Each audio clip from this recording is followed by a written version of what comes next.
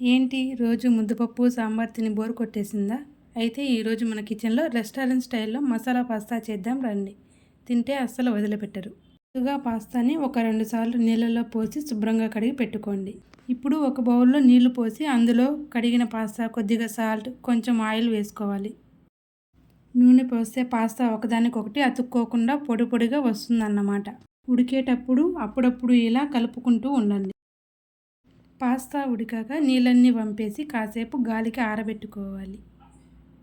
లోపు ఉల్లిపాయ, పచ్చిమిర్చి, క్యారెట్, టమోటాలని చిన్నగా కట్ చేసి పక్కన పెట్టుకోండి. ఇప్పుడు మూకుడులో కొద్దిగా ఆయిల్ వేసి మనం కట్ చేసుకున్న ఆనియన్స్, క్యారెట్, పచ్చిమిర్చి, టమోటా ముక్కలన్నీ వేసుకోవాలి. ఇవి కాస్త వేగాక కొద్దిగా కారం, పసుపు, కొంచెం సాల్ట్, ధనియాల పొడి, అల్లం వెల్లుల్లి పేస్ట్ వేసి అటు ఇటు బాగా కలుపుకోవాలి. ఇప్పుడు మనం ఆరబెట్టుకున్న పాస్తాను వేసి బాగా అటు ఇటు కలుపుకోవాలి.